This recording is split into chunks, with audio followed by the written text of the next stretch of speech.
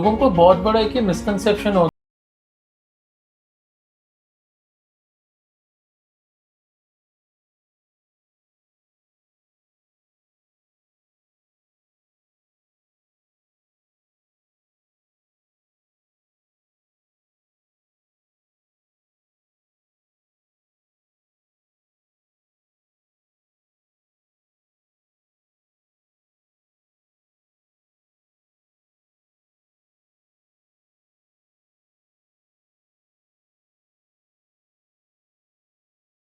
हर report के नीचे लिखा होता है क्लिनिकली कोरिलेशन। सो एक और चीज़ मैं आप दोनों से ही पूछना चाहूँगी कि जैसे हम बोलते हैं कि कोलैबोरेशन में हमें काम करना चाहिए सर्जन्स को फिजियोथेरेपिस्ट के साथ और वाइस वर्सा।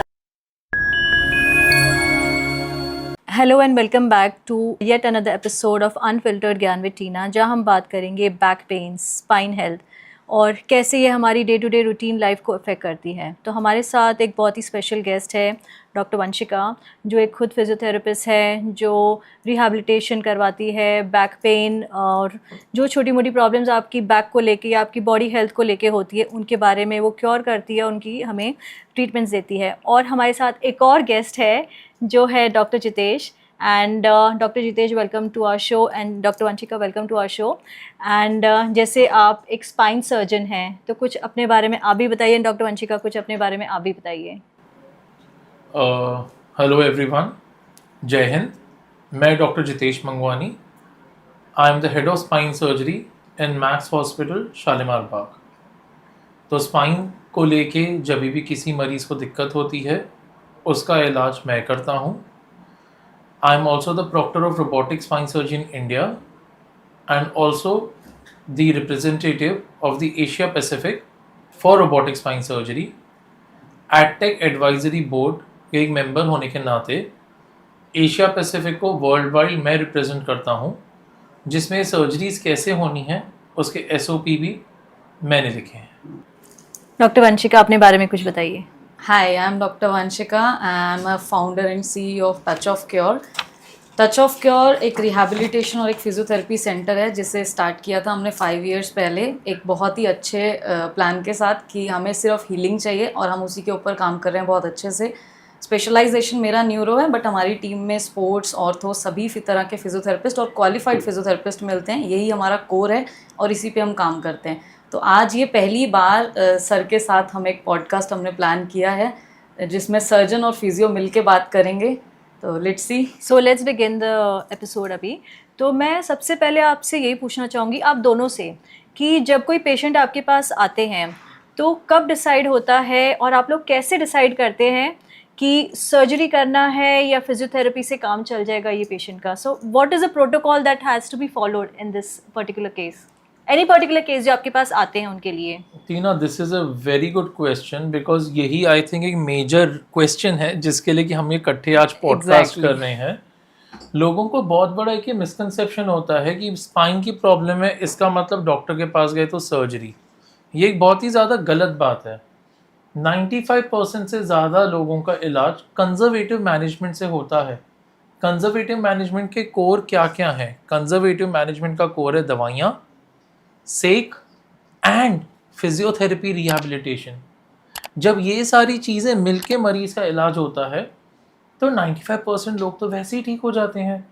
और ये जो एक फोबिया बना हुआ है कि हमें अगर स्पाइन की प्रॉब्लम है मतलब सर्जरी, ये बहुत ही ज़्यादा गलत है। हाँ, कुछ ऐसे केसेस हैं जिसमें कि वो करना होता है, that's a different thing, but major cases में with the help of the therapist patients तो कंजर्वेटिवली ठीक हो जाते हैं। पेशेंट जब आते हैं ना मैम, तो लाइक एक हम उस पर चलते हैं कि दर्द हुआ तो पहले घरेलू इलाज, फिर केमिस्ट पे जाके दवाइयाँ लेनी है, फिर फिजियोथेरेपी और फिर हम बाद में डॉक्टर्स के पास रीच करते हैं। तो जो फिजियोथेरेपी पे जब बात आती है ना तो सबसे पहले बात आती है असेसमेंट पे। अगर असेसमेंट ठीक नहीं है तो कभी भी डायरेक्शन ठीक नहीं होगी। अगर पेशेंट की कंडीशन बहुत ज़्यादा ख़राब है, कोई ऐसी दिक्कत है उसको कि उसको सर्जन को ही दिखाना चाहिए और मैं ज़बरदस्ती फिजियोथेरेपी कर रही हूँ, वहाँ मैं गलत हूँ। तो यहाँ पे मुझे डिसाइड करने के लिए मुझे वो नॉलेज होनी चाहिए, मुझे वो असेसमेंट का पता होना चाहिए कि मुझे किस तरीके से अपना असेसमेंट बनाना है।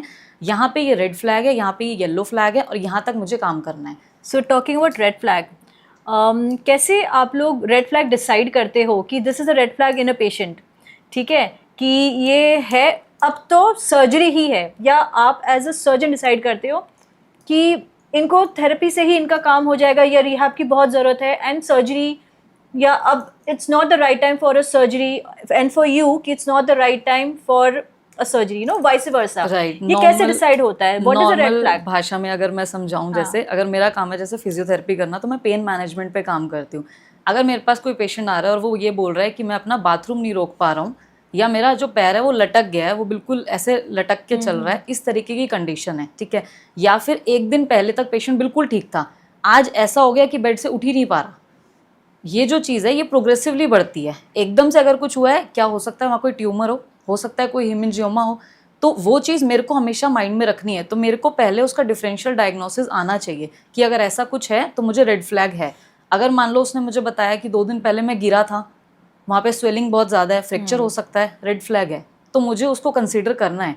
आगे फिर सर बताएंगे कि जब सर्जरी के रेड फ्लैग्स होते हैं तो वो क्या होता है। डॉक्टर जितेश, आप बताइए कि आप कैसे डिसाइड करते हैं कि what is a red flag, और अभी सर्जरी नहीं कर सकते हैं या अभी पेशेंट रेडी नहीं है, ये आप कैसे डिसाइड करते हैं? तो मैं पहले बात करूंगा कौन से ऐसे रेड फ्लैग्स हैं जिसमें कि हम पेशेंट को बोलते हैं कि आपको तुरंत सर्जरी की जरूरत है या इसमें कंजर्वेटिव मैनेजमेंट का कोई रोल नहीं है। ओके, जिस टाइम पे अगर आपके पेशेंट्स का, जैसे मैडम ने बताया कि पेशाब का कंट्रोल जाने लगे, राइट, पेशाब का कंट्रोल ऐसा नहीं है सीधा चले जाता है टीना, तो it is a different constellation of symptoms जो कि प्रोग्रेसिव हो सकते हैं। तो इनिशियली पेशेंट आते हैं जिसमें वो बताते हैं कि हम पेशाब जोर लगा लगा के निकाल रहे हैं, हमारा फ्लो कम हो गया है, पेशाब के आखिर में लग रहा है कि दबा के निकालना पड़ेगा, होल्ड नहीं कर पा रहे हो, कॉन्स्टिपेशन हो रहा हो, तो these are all the red flags, क्योंकि हमारे स्पाइन से ही वो नसें निकलती हैं जो कि ब्लैडर एंड बाउल यानी पेशाब और टॉयलेट को कंट्रोल करती हैं।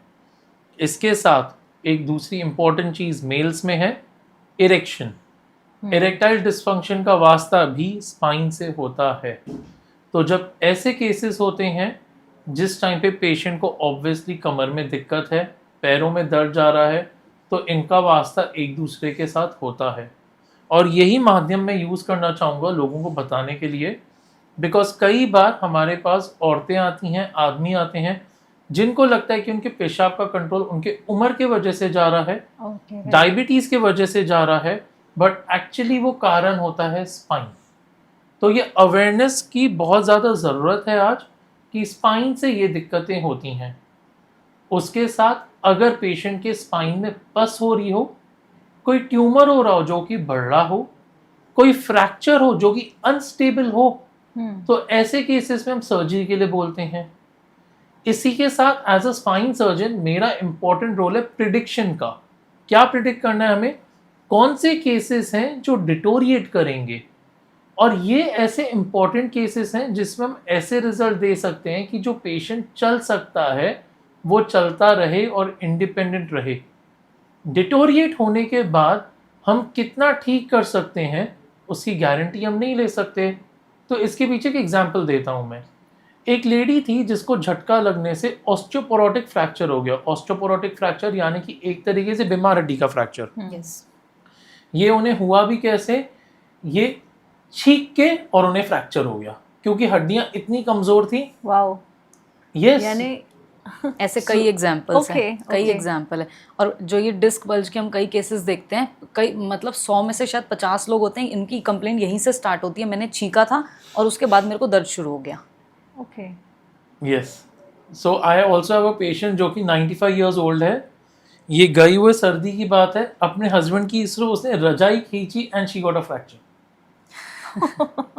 ओके, सो इसके लिए जिनका मेनोपॉज होता है उनके केस में ऑस्टियोपोरोसिस का इवैल्यूएशन होना बहुत ज़रूरी है। So coming back to the example Tina, ये लेडी को फ्रैक्चर हुआ, she came to me, fracture देके मैंने बोला ये ऐसा फ्रैक्चर है जो डिटोरिएट करेगा। इस मोमेंट पे अगर हम उसमें एक छोटा सा प्रोसीजर करके केवल सीमेंट भर लें आप बच जाओगे।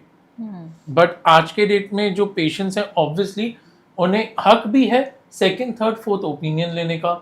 जब वो करने गए तो डॉक्टर्स ने उन्हें कहा कि नहीं ये तो गलत है, ऐसा कुछ ज़रूरत नहीं है।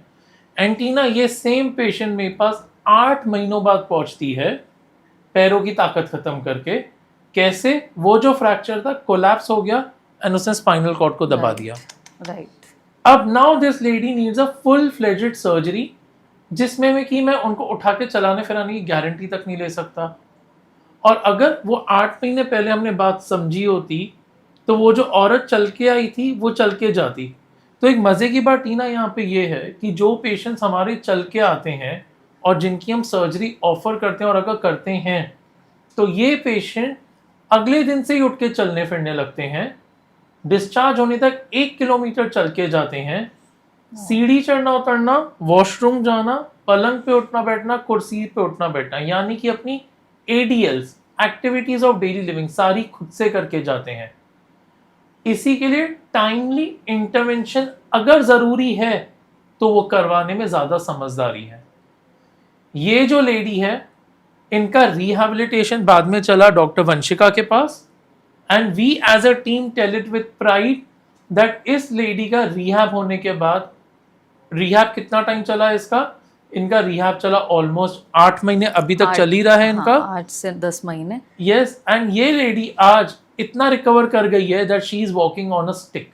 So coming to that topic, जैसे आप बोल रहे हो, so collaborating as a doctor and a physiotherapist, लेकिन वर्किंग एज अ टीम कितना बेनिफिशियल होता है पेशेंट्स के लिए। जैसे आपने अभी एग्जांपल दिया कि ये जो लेडी के साथ जो हुआ था, सो हर केसेस में ये इम्पॉर्टेंट रहता है कि आप लोग as a team and collaborate करके काम करो एक दूसरे के साथ, या फिर आप अपना वैसे, how does it work? Actually at the end हमें रिकवरी चाहिए, राइट। सर चाहे सर्जन है, चाहे मेडिसिन डॉक्टर है, चाहे फिजियोथेरेपिस्ट है, हम जिसको ट्रीट कर रहे हैं वो पेशेंट है और पेशेंट के लिए हमें रिकवरी चाहिए। तो इसमें कोई ईगो, कोई क्लैश ये आना ही नहीं चाहिए। It is started from day 1। Surgery हुई है, अगर सर्जरी के बाद रिहैब प्रॉपर तरीके से ठीक से नहीं होगा तो मुझसे ज़्यादा सर्जन का नाम खराब होगा कि सर्जरी वहाँ से कराई थी।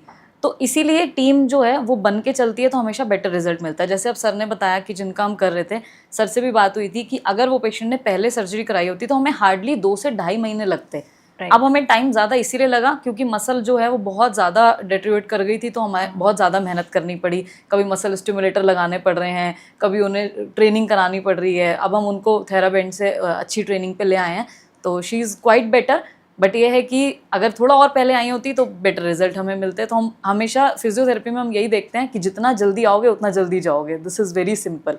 And same with the surgery also, कि अगर पहले ही आप प्रिवेंटिव मेजर्स ले लो, जैसे तुरंत आपके पास है प्रिवेंटिव मेजर्स इन्होंने ले लिए होते तो इतना लॉन्ग इलॉन्गेटेड प्रोसीजर नहीं होता उनका। और टीना, आपका जो सवाल था उसका जवाब मैं आपको दूसरी तरीके से देना चाहूँगा। बिना आग के धुआं नहीं होता। तो आज आपने जो सवाल पूछा है उसका रीज़न है क्योंकि आज डॉक्टर वंशिका भी अग्री करेंगे कि सर्जन्स बोलते हैं फिजियोथेरेपी मत कराओ, फिजियोथेरेपिस्ट होते हैं जो बोलते हैं सर्जरी नहीं होनी चाहिए। तो मैं इनफैक्ट ये कहूँगा हमारे फ्रेटर्निटी में काफ़ी कम ऐसी पॉपुलेशन है जो कोलैबोरेटिव होकर काम करती है। इसका एग्जांपल अगेन ये औरत है जिसकी सर्जरी मैंने तो करी थी, बट सर्जरी से पहले बहुत कैटेगरिकली मैंने उससे बोला ये सर्जरी मैं करूँगा ही तब जब तुम मुझे ये वादा करोगी कि इसके बाद रिलीजियसली रिहैब करवाओगी, क्योंकि जब तुम ये रिहैब करवाओगी तब इस केस में मैं हाथ डालूंगा, क्योंकि उसी से हमारी उम्मीद होगी कि तुम ठीक हो सको, तुम इंडिपेंडेंट हो सको। सर्जरी करवा के अगर पलंग पे लेटे रहेंगे तो उससे इंडिपेंडेंस नहीं मिलेगा, उस पर आगे काम करने की जरूरत है। सो उसके लिए जब तक हमें हमारे फिजियोथेरेपिस्ट, जो ऐसे तरीके ने मैडम ने बोला trained physiotherapist and rehabilitation expert जैसे कि मैडम न्यूरो में है, जब तक वो चीज नहीं होगी एज अ टीम हम बेस्ट रिजल्ट्स नहीं दे पाएंगे। राइट। ऐसा जैसे सर बता रहे हैं कि एग्जांपल मैंने देखा भी है मेरे बिल्कुल क्लिनिक के पास में एक पेशेंट, शी इज़ अराउंड 67, उन्होंने 5 साल पहले सर्जरी कराई थी, उस टाइम पे फिजियो नहीं कराया।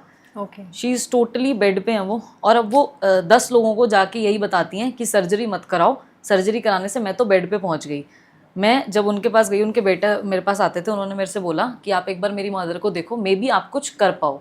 हमने स्टार्ट किया, मैंने उन्हें समझाया कि सर मैं 100% नहीं ला पाऊंगी, बट स्टिल मैं ट्राई करूंगी कि मैं कितना कर सकती हूँ।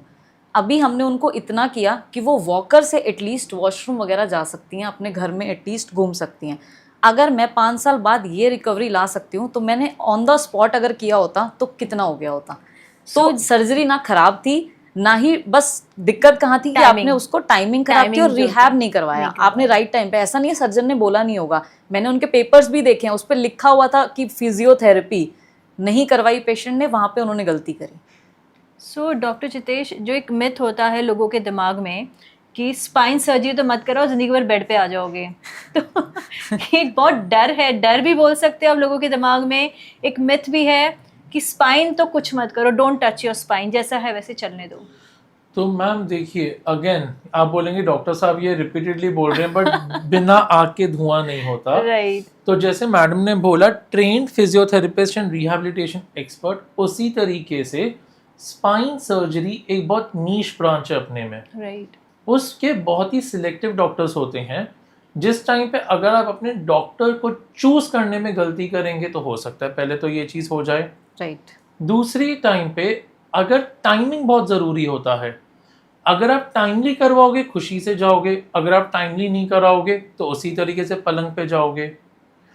कुछ केसेस ऐसे होते हैं जिसमें कि दिक्कत इतनी ज़्यादा होती है कि ऑपरेशन द्वारा ये होने का खतरा हो सकता है। बट अगर आप मुझसे पूछें प्रैक्टिस में ऐसे कैसे कितने केस होते हैं, तो 1 लाख में से 1 केस। ओ। अगर जो मरीज मेरे पास आते हैं, ये चीज़ मैडम ने भी देखी है मेरे प्रैक्टिस में, जो पेशेंट चल के आते हैं टीना, वो सारे अपने रोज़ के काम खुद से करके जाते हैं। इनफैक्ट आप बिलीव करेंगे, मेरी एक पेशेंट है कनाडा से, जिसकी सर्जरी होने के बाद I did a minimally invasive micro endoscopic robotic surgery. वो सर्जरी होने के बाद पेशेंट उसी दिन से शाम को उठ के चलने फिरने लगी, एंड उसका स्टिच रिमूवल 15 दिन पे कनाडा जाने के बाद हुआ। तो she became so much better that she even flew to Canada after the surgery, even before the stitch removal. Wow. So timing इसके लिए बहुत ज़रूरी है, एंड ये मिसकंसेप्शन टूटने बहुत ज़रूरी हैं।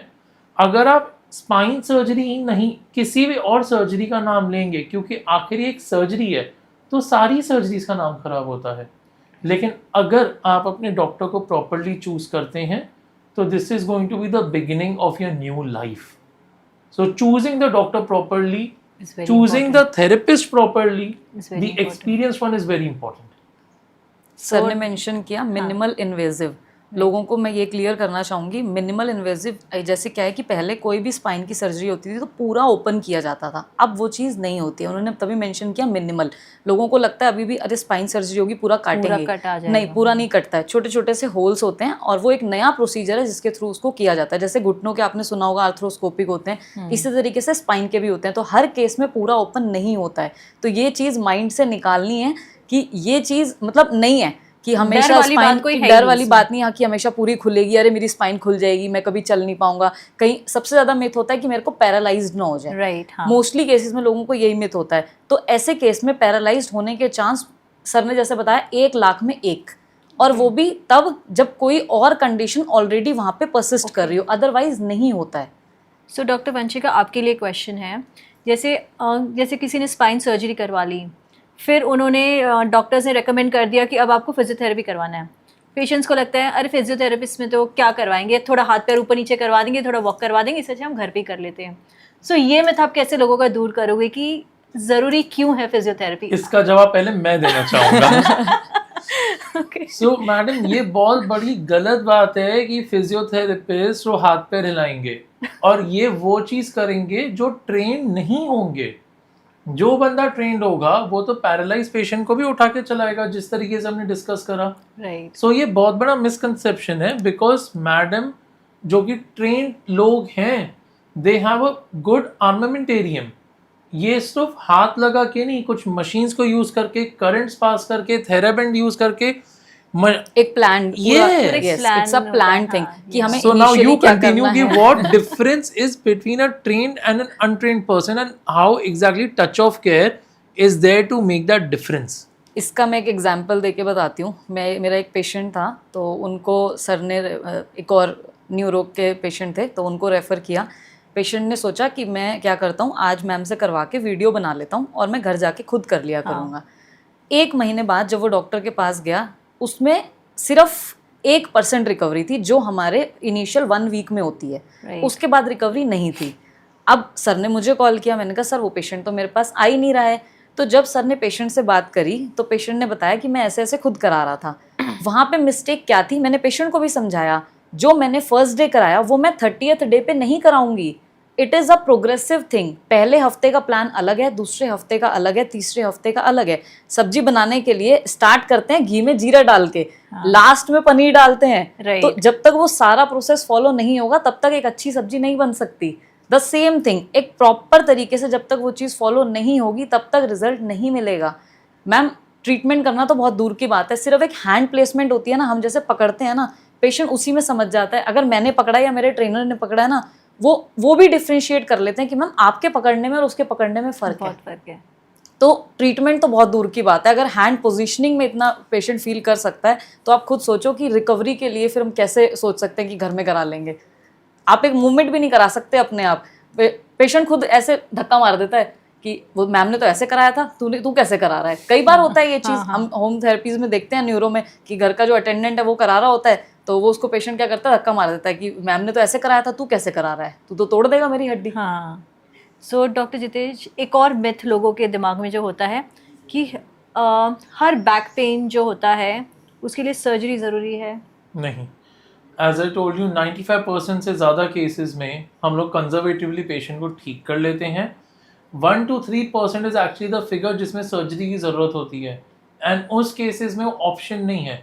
अगर आप प्रॉपर लाइफस्टाइल मॉडिफिकेशन फॉलो करेंगे, वर्क एर्गोनॉमिक्स करेंगे, अपनी थेरेपी करेंगे, दवाइयाँ लेंगे, उससे you are going to get successively better. And in fact recurrence के चांसेस भी, अगर आप अपने डॉक्टर को, थेरेपिस्ट को सुनेंगे, रेकरेंस के चांसेस 10 गुना कम हो जाते हैं। ऐसे हमने कई पेशेंट सर ने और मैंने ट्रीट करे हैं। सर ने सिर्फ मेडिकेशंस करी, हमने उनको थेरेपी पे रखा, और अब पेशेंट 120 किलो 150 किलो की डेडलिफ्ट मार रहा है जिम में, कोई दिक्कत नहीं है। Patient is totally fine. 2-2, 3-3 साल हो गए हैं देखते हुए, पेशेंट की रीअकरेंस भी नहीं है। इनफैक्ट वो दूसरे पेशेंट भेजते हैं बस।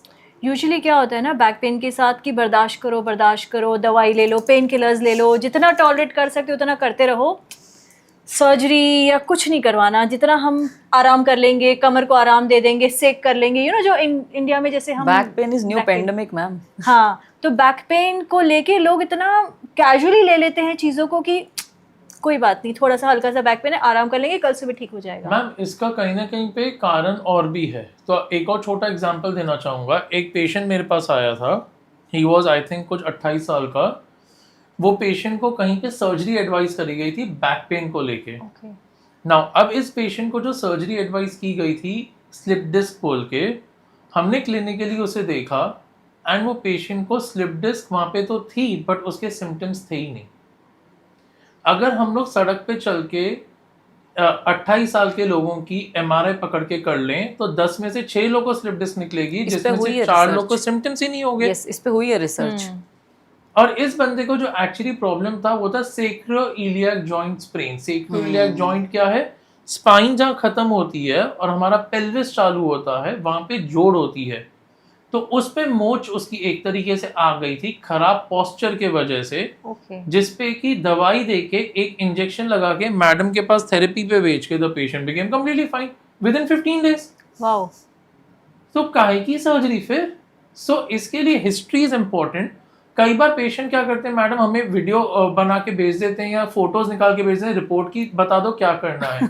तो जब तक पेशेंट को क्लिनिकली नहीं देखेंगे और फिल्म्स नहीं देखेंगे, any sensible doctor will look at the films rather than reading the report. Her report के नीचे लिखा होता है क्लिनिकली कोरिलेशन, वो इसीलिए लिखा होता है, वो सबसे ज़रूरी है। स्पेशल टेस्ट क्यों बने हैं? इसीलिए बने। हम क्लिनिक पे भी जब एग्जामिन करते हैं स्पेशल टेस्ट करते ही करते हैं, चाहे उसमें रिपोर्ट में कुछ भी आ रहा हो। कई बार डिस्क बल्ज होता है लेकिन जब हम टेस्ट परफॉर्म करते हैं तो हमें नहीं मिलता।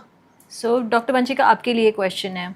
बहुत पेशेंट्स होते हैं, बहुत लोग ऐसे होते हैं, यार इंडिया में होते हैं दर्द होता है, कमर में दर्द होता है, जैसे बाहर जाते कोई दर्द नहीं है। तो इसके पीछे लॉजिक क्या है? इसके बारे में आप क्या बोलेंगी? What is it? Ma'am research तो नहीं करी है मैंने, लेकिन बहुत से पेशेंट्स का ये चीज़ सुनी है। हमें ऐसा कहीं कहीं लगता है कि शायद हवा पानी का भी डिफरेंस है, और थोड़ी हमारी जो इंडिया में रोड ट्रैफिक है वो आपको भी पता है कि हर जगह गड्ढे, और कहीं भी बाइक उछल जाती है, कहीं भी गाड़ी उछल जाती है, तो वो भी रीज़न हो सकता है। और एक रीज़न मुझे जहाँ तक लगता है वो है डाइटरी हैबिट्स, कि यहाँ पे कुछ भी खा लेते हैं जिसमें like junk foods, gastric issues ज़्यादा होते हैं, तो गैस्ट्रिक इश्यूज़ ज़्यादा होते हैं, फिर पेन्स होते हैं ज़्यादा। तो या कहीं ना बोल कहीं सकते हैं रिलेशन लाइफस्टाइल है, ऑल्सो, लाइफस्टाइल यहाँ पे है। आराम से बैठे रहते काफी लोग कि एक ही चेयर पे बैठे रहो, बाहर जाना है तो घूमना है, चलते रहो, यू नो। तो ये आपने बहुत ये- अच्छी बात हाँ, कही, because sitting is the new smoking these days. Yes. Right. तो बैठने को धूम्रपान से कंपेयर ही हम इसके लिए कर रहे हैं Okay. क्योंकि आज के डेट में मैक्सिमम लोगों का सिटिंग जॉब है। जब हम सिटिंग जॉब कर रहे हैं, जब हम इतना लंबे टाइम तक बैठ रहे हैं, बट हमारी बैक प्रिपेयर्ड ही नहीं है उसके लिए, तो कैसे चलेगा? तो बैक को प्रिपेयर करने का सबसे अच्छा या स्ट्रॉन्ग रखने का क्या तरीका है?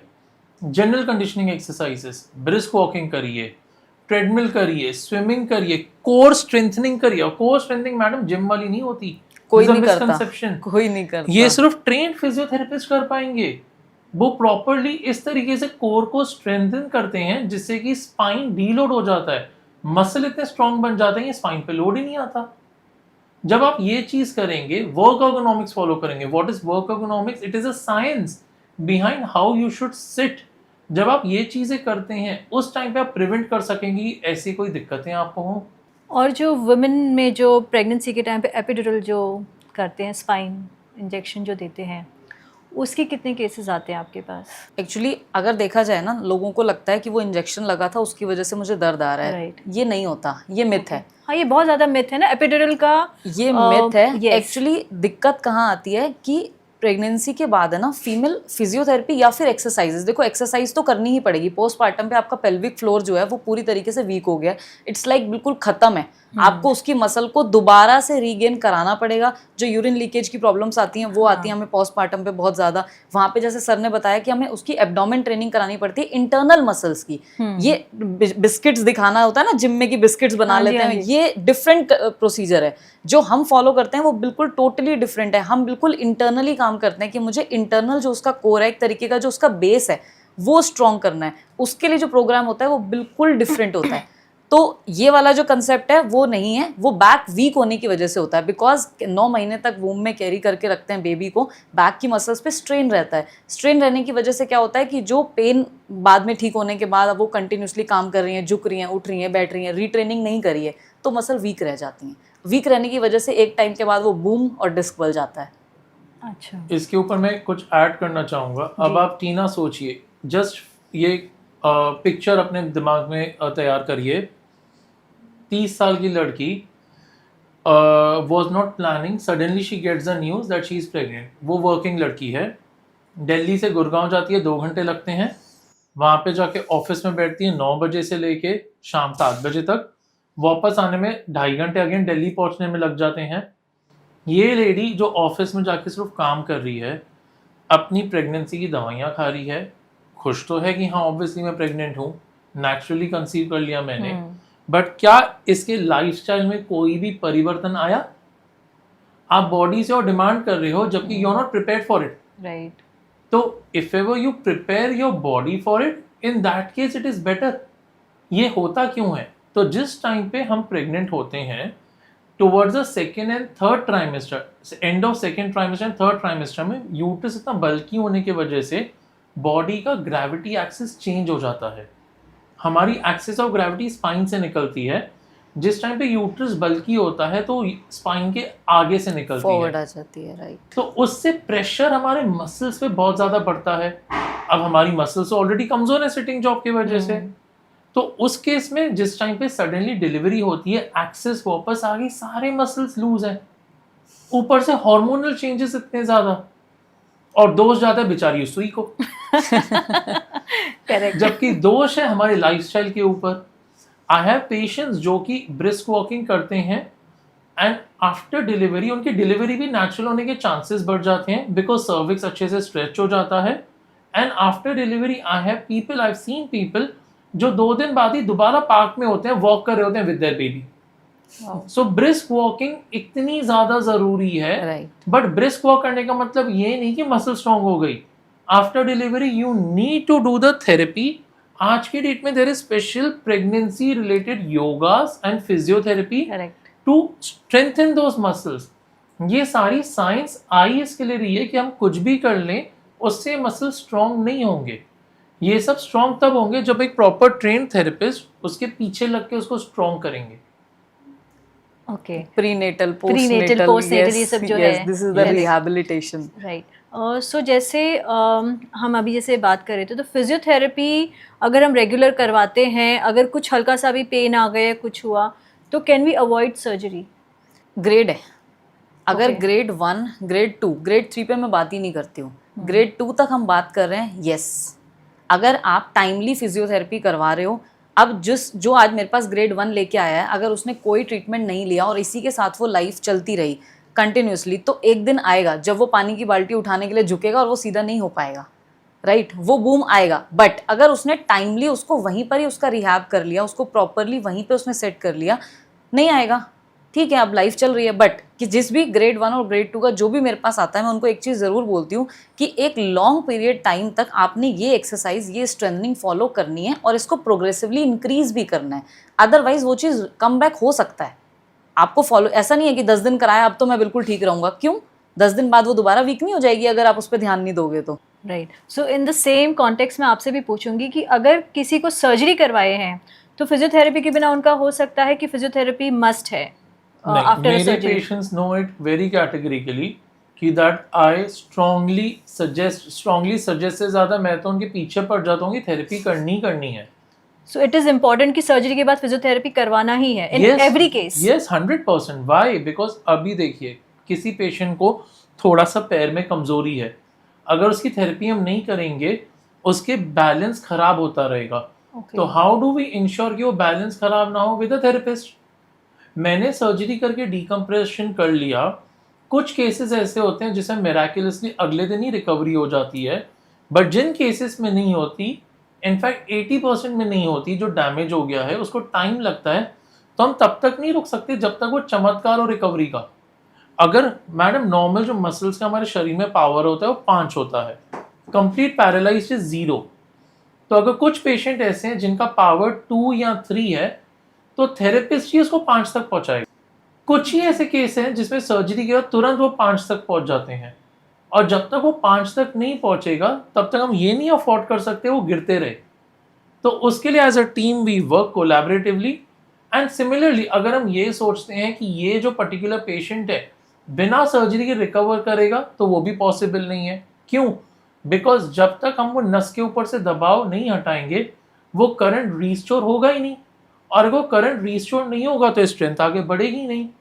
ये वैसी बात है कि आपके म्यूनिसिपल के आगे दिल्ली में कचरा फंसा हुआ है पानी का, और हमारे घर पे आने से पहले हम लोग बस कोशिश वहीं पे किए जा रहे हैं कि पानी आ जाए, बट सोर्स से तो हट नहीं रहा। इसमें मैं एक चीज़ ऐड करूँगी, जैसे सर ने बताया कि ग्रेड 2 और 3, अब जो हमारी बॉडी है ना वो भगवान ने बहुत स्मार्ट बनाई है, उसमें प्राइमरी, सेकेंडरी और असेसरी मसल्स इस तरीके से काम बटे होते हैं। अगर किसी की स्पाइन सर्जरी हुई है और वो फिजियोथेरेपी ना करा के वो सोचता है कि मैं खुद वॉकिंग वगैरह करके सारी चीज़ें सीख जाऊँगा, उसमें क्या होता है, उसकी जो असेसरी मसल्स होती हैं वो ओवर ट्रेन हो जाती हैं और जो प्राइमरी होती हैं वो बेचारी इनहिबिट कर जाती हैं। इसकी वजह से जो होता है वो गेट पैटर्न खराब हो जाता है। अब कई बार किसी ने स्पाइन सर्जरी कराई बहुत साल पहले, वो 10 साल बाद क्या बोलते हैं, मैंने स्पाइन सर्जरी कराई थी, यहाँ तो दर्द ठीक है लेकिन मेरे घुटने खराब हो गए। घुटने खराब क्यों हुए? क्योंकि उसका गेट पैटर्न ही चेंज हो गया। जो चलने का पैटर्न होता है इसे हम बोलते हैं गेट पैटर्न, जिसको आपका पेल्विक पूरा कंट्रोल करके रखता है। अब पेल्विक की जो प्राइमरी मसल है उसको तो आपने खत्म कर दिया, कहाँ दिक्कत आएगी? अब असेसरी मसल काम कर रही है, तो इस वजह से जो रिजल्ट है वो प्रॉपर नहीं मिलता या फिर वो अपनी उससे डाइवर्ट कर जाता है। इसलिए फिजियोथेरेपी ज़रूरी है। सो जैसे कोई कोई डॉक्टर्स होते हैं, बोलते हैं कि दवाई लेते रहो, पेन मैनेजमेंट के लिए दवाई लेते रहो, दर्द हो रहा है दवाई लेते रहो, दवाई लेते रहो, सर्जरी भी देख लेंगे, maybe they are not too efficient surgery करने के लिए, तो बोलते दवाई से ठीक हो जाएगा। तो what's your say on that? ऐसा no, I have a very strict protocol regarding the medicine, because आखिर मैडम ये जो दवाइयाँ, ये कोई ब्लड प्रेशर या डायबिटीज की दवाइयाँ नहीं है जिनके साइड इफेक्ट नहीं है। तो these medicine do have the side effect. तो every medicine is got a strict amount of dosages that can be given for a given period of time. अगर वो क्रॉस होता है तब साइड इफेक्ट आने लगते हैं।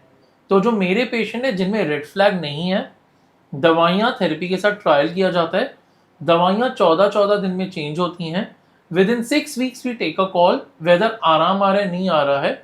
अगर आराम नहीं आ रहा तो ये बेसिकली बॉम्ब पे बैठे हैं जो फटने वाला है, तो फटने से पहले मेरा उसको डिफ्यूज करना ज़रूरी है, वरना एक बार अगर उस तरफ पहुंच गए तो इस तरफ नहीं आ सकेंगे। तो इसके पीछे Tina, I will like to give you one more example. There was a lady 48 years old. ये लेडी सुबह को 5 बजे नींद में से उठी and she understood she has lost a bladder control, bowel control, और एक साइड की टांग वजन नहीं ले रही थी all of a sudden. All of the sudden. Okay. She had a problem since 2 years. उसको सर्जरी एडवाइस किया गया था बट उसको वही लग रहा था सारे डॉक्टर सर्जरी बोल रहे हैं, मेरे को नहीं करवाना. एंड उसने रात को तो कुछ किया ही नहीं था, वो सो के उठी, कोई जर्क भी नहीं लगा, कुछ नहीं लगा. All of the sudden this happened. She came running to me. वो कभी मेरी पेशेंट नहीं थी, वो पहली बार मेरे पास आई थी. She came running to me in the OPD. हमने क्लिनिकली एग्जामिन करा. स्ट्रेचर पे आई थी. I still remember that picture in my mind. Examine करने के बाद तो मैंने उसे ये कहा कि आपने तो डिले कर दिया, आपको सर्जरी करा लेनी चाहिए. तो अभी भी सर्जरी एक रास्ता है जिससे रिकवरी की हम कोशिश कर सकते हैं, गारंटी नहीं ले सकते. ये लेडी तब रो के मेरे को बोलती है, मेरे को मेरी सिस्टर इन लॉ की तरह ठीक कर लो.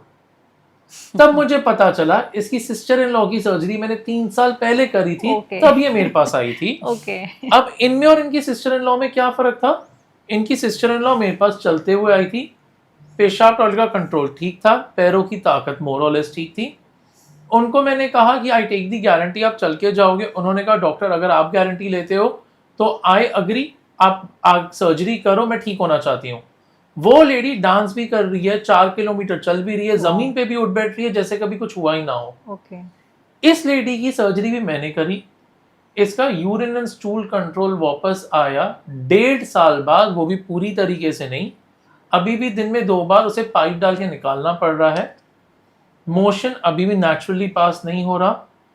पैरों पे अभी भी ब्रेस लगा के स्टिक के साथ चल रही है.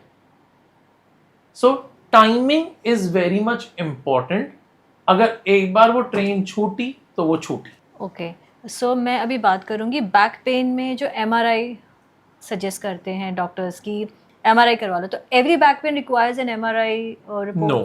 सो इसके लिए पहले पेशेंट को क्लिनिकली देखना जरूरी है. जिस टाइम पे पेशेंट के कोई स्पेशल टेस्ट पॉजिटिव होते हैं या कोई रेड फ्लैग्स होते हैं, जैसे या किसी पेशेंट को दर्द है बट उसके साथ बुखार भी आ रहा है काफी लंबे टाइम से, पेशेंट का वेट लॉस भी हो रहा है, तो इन केसेस में डेफिनेटली हम एमआरआई रिकमेंड करते हैं. अगर कोई हमें इस तरीके की फाइंडिंग नहीं मिल रही and it is looking to be a mechanical pain, जैसे कि कोई झटका लग गया, स्ट्रेच आ गया, उस केस में सेक, मलहम, दवाई एंड फिजियोथेरेपी, नो इन्वेस्टिगेशन. सो हमारे व्यूअर्स के लिए एक चीज़ बताइए आप, सबसे बड़ा क्वेश्चन होता है स्पाइन सर्जरी के बाद नॉर्मल लाइफ जी सकते हैं कि नहीं जी सकते हैं. This is a very big question जो हर किसी को होता है कि स्पाइन सर्जरी के बाद ज़िंदगी ख़त्म, अब रिटायर हो जाओ, बस घर बैठो, बेड पे रहो. तो ये आप इनका डर, ये मिथ, ये जो बोलते हैं ना कि इस चीज़ को आप कैसे हम दूर कर सकते हैं लोगों के ये मैं अपने मिसकंसेप्शन. पेशेंट्स को एक एग्जांपल देता हूँ मैम कि सारे पुलिस वाले चोर नहीं है लेकिन नाम सभी का खराब है. उसी तरीके से कोई भी सर्जरी का नाम खराब है. अगर आपको स्पाइन सर्जरी की ज़रूरत है या आपको एडवाइस किया गया है एंड वो सक्सेसफुल होती है तो you are going to live even a better life. क्यों?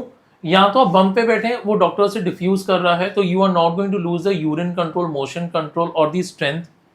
या अगर आपने बहुत लंबे टाइम तक आपका दर्द चले जा रहा है जिसको कि अब खत्म हम कर रहे हैं, तो you are living a pain free life. I have a patient ma'am जिसको स्पाइन में दिक्कत थी, 20 साल तक उसने उसका इलाज खींचा. 20 साल में हर साल 2-3 महीने होने के बाद दिक्कत आती रही. इस पेशेंट ने मैडम से भी रिपीटेडली थेरेपी कराई. मैडम ने भी उसको बोला कि आप सर्जरी करवा के छुटकारा, मुक्ति दिला दो, क्योंकि थेरेपी से आराम नहीं आएगा. डर डर के 20 साल बाद उसने सर्जरी करवाई एंड आज वो बोल के गया मुझे मैंने इतनी बड़ी बेवकूफ़ी करी क्योंकि 20 साल मेरे दर्द में निकल गए. एग्जैक्टली. और ये बात मैं बहुत पेशेंट्स को बोलती हूँ जो इतने टाइम से, कई बार ना पेशेंट ज़बरदस्ती, नहीं नहीं मैम कर दो, हो जाएगा, प्लीज़ कर दो. अभी आज मॉर्निंग में मैं एक केस देख रही थी, मैंने उन्हें इतना समझाया, 1 घंटे मैंने उनकी काउंसलिंग करी कि मैम देखो मैं इसको कितना भी कोशिश कर लूँ, इसका ये जो ऑस्टियोफाइट है, ये जो हड्डी निकली है, मैं इसे अंदर कैसे भेज दूंगी, इसके लिए तो आपको सर्जिकली जाना ही पड़ेगा. नहीं नहीं मैम हो जाएगा, 50% हो जाएगा ना, मैं उतने में चल लूंगी. क्यों जीना है 50% के साथ जब 100% रिकवरी है लेके कि फुल लाइफ हम बेड पे ना आ जाए. यू नो, ये डर धीरे धीरे करके लोगों के दिमाग से खत्म होना बहुत जरूरी हो गया. बहुत जरूरी है मैम, क्योंकि टेक्नोलॉजी भी काफी आगे बढ़ चुकी है. There are different things that we practice, जिसमें कि मेजर आता है safe spine surgery. So safe spine surgery क्या है, हम इंश्योर करते हैं कि सर्जरी की सेफ्टी बढ़ जाए, तो उसमें हम लोग अलग टेक्नोलॉजी यूज करते हैं इसके लिए। तो what is that technology? Neuro monitoring. ये एक स्पेशल मशीन है जो बॉडी में करंट छोड़ती रहती है, जो हम लेते रहते हैं to ensure everything is going smooth during the surgery. O arm navigation, जिसमें कि रियल टाइम में हम देख सकते हैं कि सर्जरी में क्या हो रहा है, so that we ensure we are away from the nerves. Robotics का जो प्रिसिशन है that is the best in spine surgery. उसके अलावा जो एंडोस्कोप एंड माइक्रोस्कोप है, उससे विजन इतनी बेटर हो जाती है जिससे कि क्लियरली हमें पता चल जाता है कि हम नसों के आसपास हैं। तो ये टेक्नोलॉजिकल एडवांसमेंट से हम इंश्योर करते हैं कि जो पेशेंट चल के आ रहा है वो चल के ही जाए। अब ये जो नई नई सर टेक्नोलॉजी के नाम बता रहे हैं, अब ये घर में किसी दादी नानी को तो पता नहीं होगा, पता है जी। और लोग एडवाइस किससे लेते हैं? नानी जी करा लूं ऑपरेशन। हाँ। एडवाइस ही आप गलत से ले रहे हो। अब आप सुनार के पास जाके पूछोगे कि पनीर कितना अच्छा है, तो ये तो कोई जवाब नहीं दे सकता ना। राइट पर्सन के पास हमेशा मेडिकल एडवाइस के लिए आपको मेडिकल से रिलेटेड ही पर्सन के पास जाना है। आपको कौन लोग, मैं जैसे नॉर्मली लोग पूछते हैं, मैं किसी को समझा के भेजती हूँ कि आपको ना सर्जरी कराने की जरूरत है, नहीं उसने मेरे को मना किया है, मामा जी ने मना किया, दादी ने मना किया। मेरा अगला क्वेश्चन ये होता है, क्या वो डॉक्टर है? क्या वो किसी मेडिकल फील्ड से बिलोंग करते हैं? इफ यस, तो फिर मुझसे मिलवा दो एक बार। क्योंकि जो मेडिकल का पर्सन है या जो उससे रिलेटेड काम कर रहा है, वो आपको बेटर गाइड कर सकता है। मैं आपको पेज पे बिठा के समझा रही हूँ कि ये प्रोसीजर है, आजकल ये होता है, पहले की तरह नहीं होता है। आप मेरी बात नहीं समझ के अपने घर में जो आपके बुजुर्ग हैं आप उनकी बात समझ रहे हो, ये कितना ठीक है? तो ये जो दिक्कत है सबसे बड़ी इंडिया में ना, ये है। इस वजह से ये जो माइंड में दिक्कत है, आज भी जो लोगों के घर में कोई एक मेडिकल प्रोफेशन का है या जिनके रिलेशन में कोई है, वो लोग बहुत इंस्टेंट ले लेते हैं डिसीजन, उन्हें सोचना नहीं पड़ता। एक बार समझा दिया कि लेना है, वो जाते हैं फटाफट जाके अपना सर्जरी करा लेते हैं। वहाँ पे क्लियरिटी भी है और क्लियरिटी के साथ साथ रिकवरी बहुत फास्ट है, हम सोच भी नहीं सकते। मैं अभी सर को कल ही बता रही थी कि एक TKR करवाया था एक आंटी का, वो डांस कर रही है, डांस क्लास जा रही हैं, बढ़िया एंजॉय कर रही हैं, जुम्बा कर रही हैं। वो ANS रिटायर्ड है, अब मेडिकल फील्ड से थी, उनको नॉलेज थी, अच्छा ग्रो कर गई। सो मैं आपके साथ एक नेक्स्ट टॉपिक लूँगी जो कॉमन लोगों को नहीं पता है, ठीक है? जो डिस्क बल्ज जो आप लोग बता रहे थे, प्रोलैप्स डिस्क, स्लिप डिस्क, ये सब जो टर्म्स होते हैं वो क्या होता है? कि डॉक्टर्स लिख के तो दे देते कि हाँ ये प्रॉब्लम है, but as a common person किसी को समझ नहीं आता कि क्या हो गया है हमें, बस कमर में दर्द है, प्रॉब्लम क्या है ये नहीं पता। एक्चुअली आपने कभी सेंटर फ्रेश खाई है? सेंटर फ्रेश का आउटर कोटिंग इज वाइट, अंदर से वो ब्लू कलर का जेली होता है। कभी आप उसे ऐसे दबाओ तो वो ब्लू कलर का जेली जो बाहर निकलता है, this is the exact example. अगर मैं डिस्क की बात करूं, अंदर वो न्यूक्लियस पल्पोसस है, बाहर जो है वो लिगामेंट है, ठीक है? अब जो वो लिगामेंट है ना, लगातार प्रेशर पड़ते पड़ते पड़ते, मतलब बहुत सालों में, ये एक दिन में नहीं, बहुत सालों में जाके वो थोड़े थोड़े ब्रेक होते हैं, थोड़े थोड़े। जब वो थोड़े थोड़े ब्रेक होते रहते हैं या कह लो वीक हो जाते हैं, तो इसमें ग्रेडिंग होती है। हम बोलते हैं 4 ग्रेडिंग होती है, ग्रेड 1 2 3 4। 1 में प्रोट्रूड करता है। कब प्रोट्रूड करता है? जब उस पर प्रेशर पड़ता है। तभी पेशेंट कहता है कि कभी कभी दर्द होता है, हमेशा नहीं होता, कभी कभी। जब उस पर प्रेशर पड़ता है, नस पे वो दबाता है तो दर्द होता है। ग्रेड 2 में थोड़ा ज्यादा होता है, उसमें वो एक्सट्रूड कर गया है, राइट? ग्रेड 3 में बाहर आने की पूरी कगार पे है वो, और 4 में तो बह गया है। जो आप जो बोल रहे हैं, the blue part, वो बाहर आना वो start होता है। ऑलमोस्ट बाहर आ चुका है। अब वो नर्व को कंटिन्यूसली प्रेस कर रहा है। बट जब एक हम कहते हैं कि लंबा टाइम हो जाता है ना, तो एक लंबे टाइम इंसान उसी के साथ जी रहा है, तो वो सूख के वहीं पर ही, मतलब एक तरीके से पड़ा हुआ है। अब वो नस को लगातार दबा रहा है। और ग्रेड 4 तो बिल्कुल सिक्वेस्टर, हम उसको बोलते हैं कि वो तो पैर लटक ही जाएगा आपका, बिल्कुल बह गया वो बाहर, ठीक है? तो ये ग्रेडिंग है। अब ग्रेडिंग को समझ के उसके हिसाब से इलाज होता है। 1 और 2 तक तो मैं बहुत कुछ कर सकती हूँ, 3 के बाद तो मुझे सर को बोलना ही पड़ेगा कि सर आप देखिए। कई बार तो ग्रेड 2 में भी हमें बोलना पड़ता है, क्यों? क्योंकि टाइम इतना खिंच गया होता है कि हम कुछ कर नहीं सकते। सो जैसे मैंने अभी आपसे पूछा था कि जैसे स्पाइन का TB हो गया या ट्यूमर हो गया या कोई वेरी बिग एक्सीडेंट से कोई गुजर रहा है, स्पाइन पूरी जैसे almost it's over, so in those unavoidable situations की सर्जरी तो मस्ट है। सो राइट अवे आप लोग सर्जरी करते हो, और what do you do with the patient? Yes madam, there are some cases जिसमें रातों रात भी हमें सर्जरी करनी पड़ती है। ओके। तो मेरे हॉस्पिटल की HR हेड जो है, उसकी मौसी की बहू, she after the pregnancy suddenly lost her bladder control. She delivered the child and then she lost her bladder control when the child was 4 months old. And she lost it because of the slip disc. उसकी रात को 2 बजे हमने surgery करी थी, because it was an emergency. शाम को 6 बजे का कंट्रोल गया है, 2 बजे हमने सर्जरी करी एंड शी रिकवर्ड। तो timing is important which is called the golden hour. जिस टाइम पे किसी पेशेंट को चोट लगी होती है और वो पूरे पैरालाइज नहीं हुए, कुछ मूवमेंट है, सेंसेशन बची हुई है, तो इसमें वी डोंट वेट, जितना जल्दी पेशेंट आए we immediately take the surgery ताकि वो गोल्डन आवर्स पास ना हो। जैसे ये टाइम पास होता है, ये जो डेफिसिट है, डेफिसिट यानी कमजोरी है, ये डेंस हो जाता है, यानी मजबूती से पकड़ लेता है शरीर को। तो ये सारी लड़ाई वक्त के अगेंस्ट है। तो इसके पहले कि वो जीते, वो डेंस हो जाए, हमें स्पाइन को डीकम्प्रेस करना होता है ताकि वो पेशेंट को रिकवरी का बेस्ट होप दे सकें। जैसे अभी सर बात कर रहे थे कि न्यूरोलॉजिकल, ऐसे अभी एक पेशेंट देख रही थी मैं, उनको कंटिन्यूसली पैर में पेन जा रहा था और वो बहुत जगह पे, मतलब कई जगह दिखा चुकी थी, एमआरआई, एक्सरे, सब कुछ, बट कहीं सर्जन को नहीं दिखाया था, तो किसी ने ऐसा सच नहीं बोला, तो दवाइयों पर थी। तो एक दिन सडनली वो मेरे पास आती हैं, तो मैंने सारा असेसमेंट किया, सारा कुछ चेक किया, एमआरआई में दिख रहा था डिस्क बल्ज है, पेन भी जा रहा था। जब 2 दिन मतलब मेरे को हुए थे, मैंने ट्रीटमेंट उस अकॉर्डिंग स्टार्ट किया, असेसमेंट वगैरह किया। 2 दिन जब मैंने सिर्फ बात करने से पता चला, उन्होंने मुझे बोला, गर्मी का टाइम जून में, उन्होंने मोटी सी पजामी पहन रखी थी। तो मैंने वैसे ही पूछ लिया कि आपने इतनी मोटी पजामी क्यों पहन रखी है, तो वो कहती मेरा ना पैर कांपता रहता है, मतलब मैं जॉब करती थी, मेट्रो में आना जाना था, मेरा ना पैर ऐसे कांपता रहता है और मुझे चप्पल पहनने में दिक्कत होती है। थोड़ा सा माइंड में मुझे डाउट आया, मैंने कहा ठीक है आप आओ, बैठे, बात करी उनसे, और भी कुछ चीज़ें पता चली। तो जब बात करी उनसे तो मैंने उन्हें एक न्यूरो के पास रेफ़र किया, मैंने बोला कि आप एक बार इनसे मिलो जाके, न्यूरोलॉजिस्ट से, कुछ टेस्ट होंगे तो क्लियरिटी होगी। जब उनका टेस्ट हुआ तो उसमें क्लियर हुआ कि उन्हें पार्किंसन है। ओह, डिस्क बल्ज अलग केस था, पार्किंसन पता ही नहीं था अभी तक। तो जब पता चला उसके बाद उनका ट्रीटमेंट स्टार्ट हुआ। जब वो मेडिकेशंस पे आई, 3-4 मंथ्स बाद वो मेरे पास आई, रिहैब के लिए उनका पूरा रिहैब स्टार्ट करा। शी वॉज वेरी हैप्पी, वो इतनी खुश थी, वो आज भी 10 लोगों को बस यही बताती हैं कि मुझे तो वंशिका ने ठीक करा है। वो पॉइंट मैंने ठीक नहीं किया, दैट वॉज सिर्फ एक पॉइंट था कि जो अभी तक मिल नहीं रहा था, वो मिलना ज़रूरी था।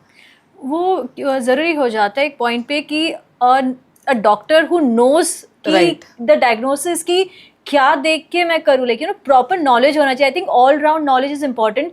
ये नहीं कि बस फिजियोथेरेपी आपने कोर्स कर लिया है, लेकिन आपने कर लिया है पूरा तो बस उतना ही करो, बट लेकिन कंप्लीट नॉलेज, राइट, ये क्लिनिकल रिलेशन जैसे सर ने yes, बताया, ये it's इतना very जरूरी इसलिए है। important, अगर मैं yes. उस टाइम सोचती कि नहीं मेरे को तो पैसे मिल रहे हैं, मैं रोज बुलाती रहती हूँ, हाँ, करती correct. रहती हूँ, तो वो Which चीज is गलत very हो common जाती। practice I Right. feel जो चल रहा है, जिस वजह से लोग डरते भी है कि हमें नहीं जाना है। राइट, तो ये एक जो चल है रहा है लोगों के माइंड में कि कई लोग बोलते हैं ये चीज़ कि मैं क्यों नहीं फिजियोथेरेपी पे आ रहा था, मैं सोच रहा था यार ये तो शुरू हो जाता है तो खत्म ही नहीं होता, ऐसे ही चलता रहता है। ये चीज़ गलत है। अगर आपका फिजियोथेरेपिस्ट आपको एक ट्रीटमेंट प्लान नहीं दे रहा और ये नहीं बता रहा कि एंड डेट क्या है, तो वो गलत है, वो फिजियोथेरेपिस्ट ही ठीक नहीं है, उसे चेंज कर दो।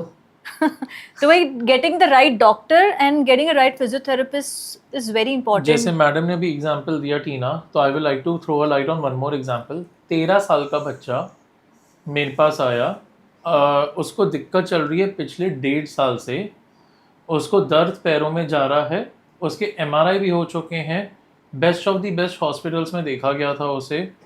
टेस्ट के बाद पता चला कि स्पाइनल कॉर्ड के अंदर टीबी है उसको। ओके, उसकी टीबी की दवाइयाँ चल रही हैं, उसको स्टीरॉइड्स भी दिए गए। 13 साल का बच्चे का वजन हो गया 75।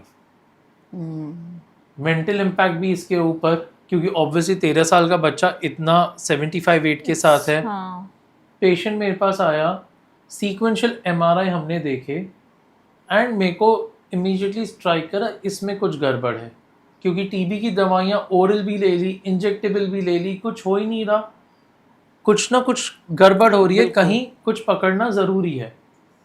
मैंने इमीडिएटली उसका पेट सीटी करवाया, क्योंकि मेरे को ये डाउट हुआ ये शायद एक स्लो ग्रोइंग ट्यूमर है, and it turned out to be a very rare slow growing tumour.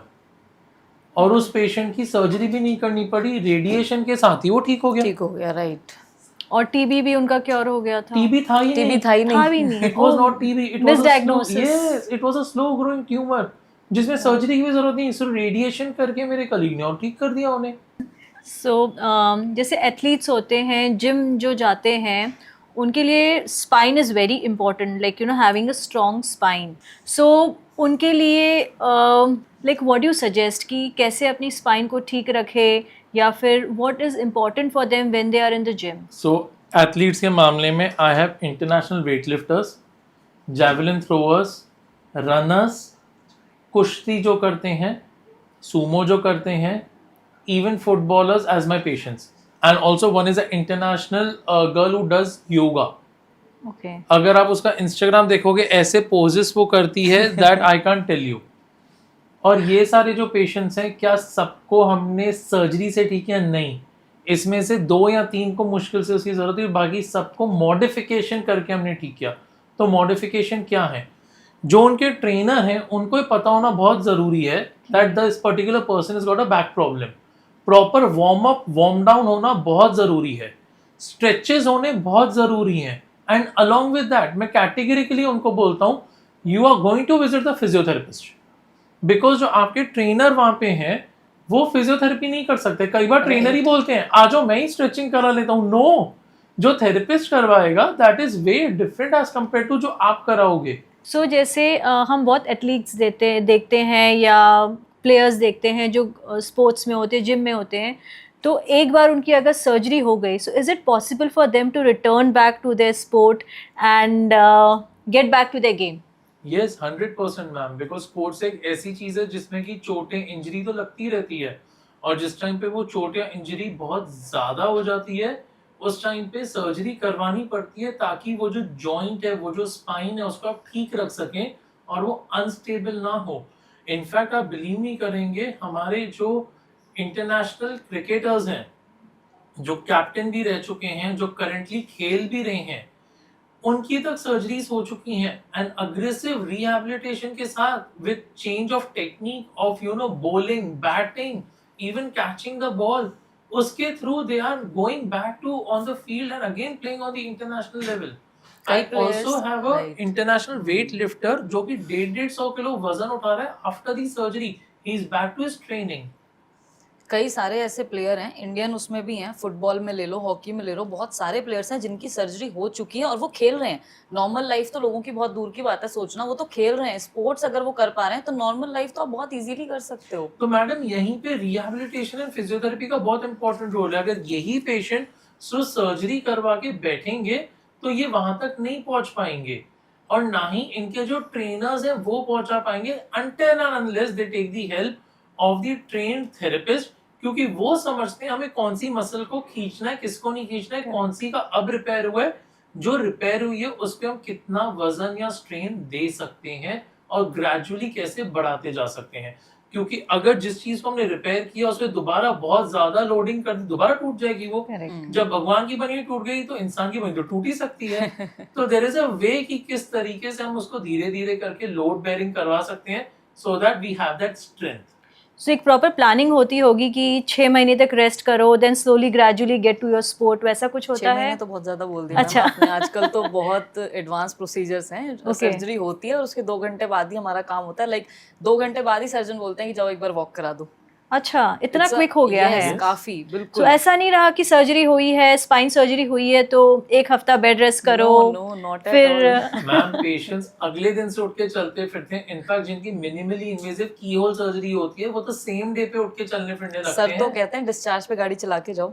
अच्छा, वाओ. सर का तो क्लियर है. सो आई थिंक ये जो डर है, ये जो एक नोशन है कि स्पाइन सर्जरी हुई है तो अब हम खत्म, वो वाला दिमाग से निकल जाना चाहिए, because that's not there anymore with all the medical advancement जो हो गई है. I think it is not there anymore, we should not fear about it. It is just a misconception.